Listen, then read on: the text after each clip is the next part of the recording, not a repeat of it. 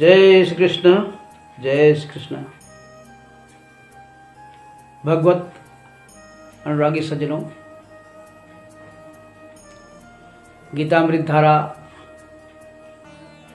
की वीडियो का आज 9वें अध्याय का शुभारंभ है। इस अध्याय का नाम राज विद्या राजगृह योग। प्रथम श्लोक की शुरुआत में ही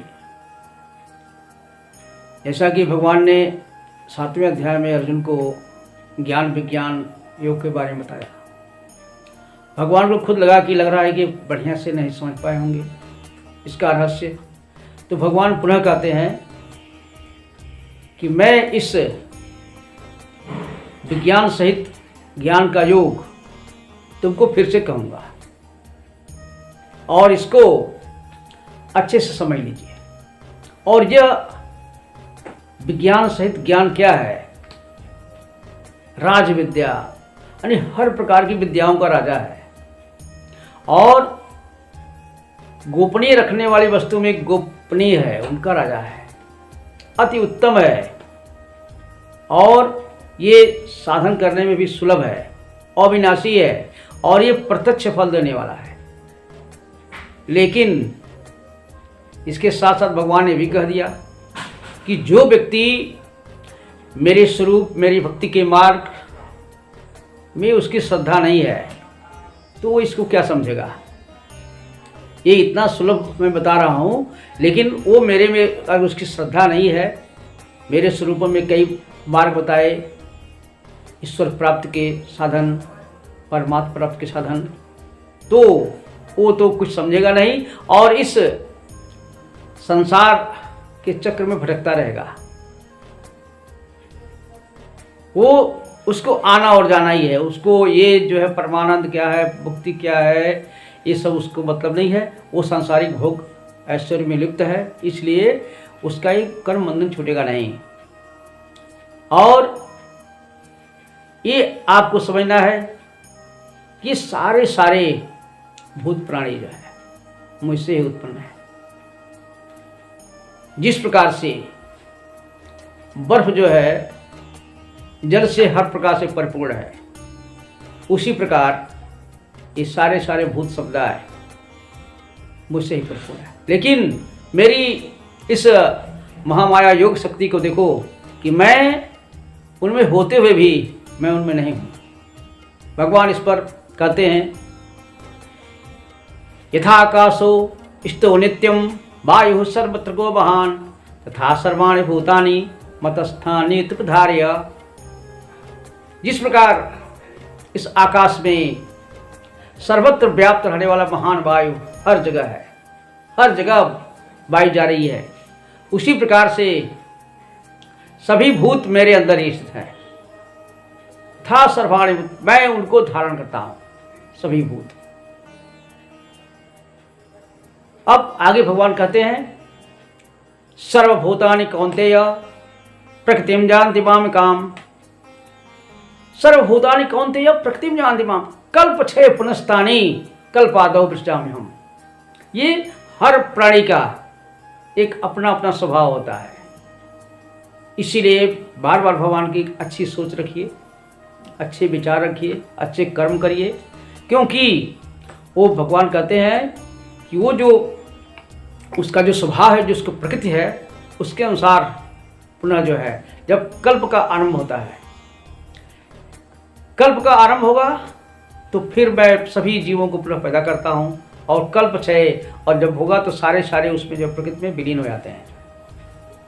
इस पर भगवान कहते हैं कि प्रकृतिम स्वाम अष्टम्भ्य विसृजामि पुनः पुनः भूतग्राम एवं।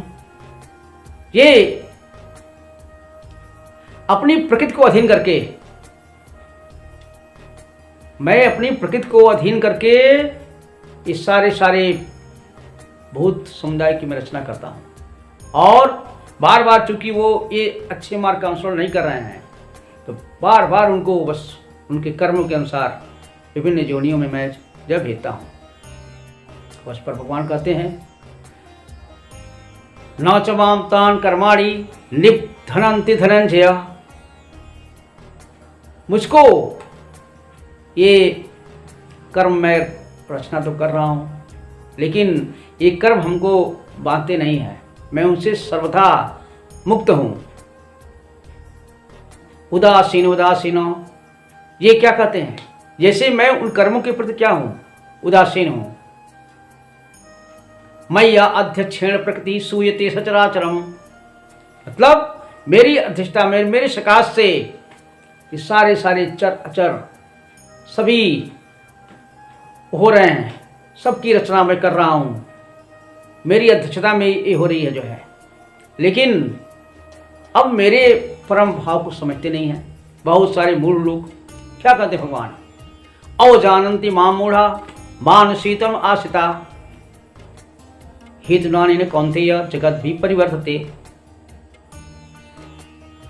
ये जो आश्रित स्वभाव वाले लोग हैं, वो हमको ये समझ नहीं, तो मनुष्य रूप में आ गए, हमको तुच्छ समझते हैं, वो मेरी अवहेलना करते हैं। लेकिन उनको हमारी योग शक्ति का, हमारी संप्रभुता का उनको कुछ भी पता नहीं है।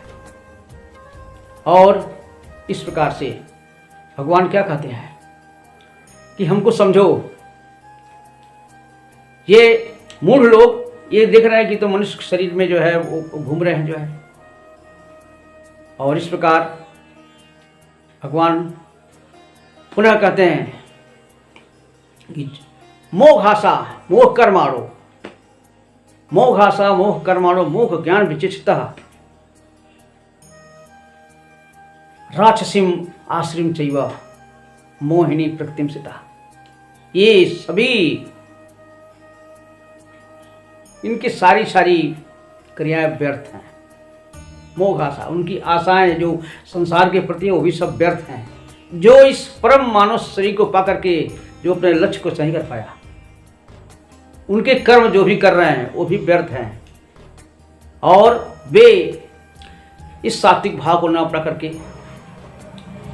पूरे प्राणी समुदाय को दुख देने के लिए राक्षसी वृत्ति अपनाते हैं। आसुरी दंभ क्रोध घमंड में भरपूर रहते हैं और ये इस प्रकार का आचरण करेंगे कि संसार में ही उनको जो है मोहित हुआ। और इस प्रकार के मनुष्य मुझ परमात्मा को प्राप्त नहीं कर सकते। और जो ये दुर्लभ 84 लाख योनियों के बाद ये जो दुर्लभ शरीर प्राप्त हुआ है, उसका महत्व नहीं समझते हैं और फिर उसी तरह से वो चले जाएंगे। इस प्रकार ये 12वें श्लोक तक का आज का है वीडियो।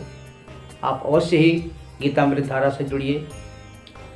हम अपने जीवन के परम लक्ष्य को समझ जाएं। हमारे इस वीडियो बनाने का ही है कि आपका जीवन बेकार ना हो जाए, आपका परिवार समृद्ध हो, सुख शांति से रहो, लेकिन सभी लोग, सभी बच्चे भी, बालक भी एक सद्धर्म की ओर, सत्कर्म की ओर बढ़ें। इससे ही सबका कल्याण होगा। जय श्री कृष्ण।